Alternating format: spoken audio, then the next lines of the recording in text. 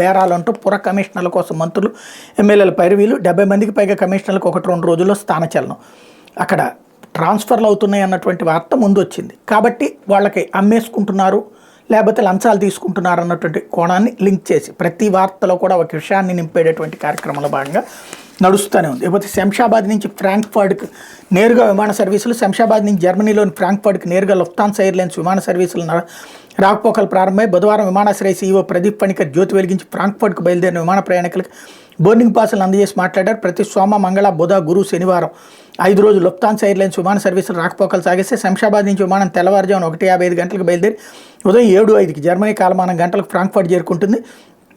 అదే రోజు ఉదయం 10:55 గంటలకు అక్కడి నుంచి బయలుదేరి రాత్రి 11:55 గంటలకు శంషాబాద్ చేరుకుంటుంది. ఆగ్నేయాసియా, CIS, Commonwealth of independent states, Africa, Australia, Europe, USA తదితర దేశాలకు త్వరలోనే కొత్త విమాన సర్వీసుల ప్రారంభానికి కార్యాచరణ రూపొందిస్తున్నాం. గత ఏడాది జనవరి, అక్టోబర్ మధ్య 10 నెలల్లో 4 లక్షల మంది ప్రయాణికులు యూరప్కు ప్రయాణించారని చెప్పారు అన్నటువంటి వార్తని హైలైట్ చేశారు.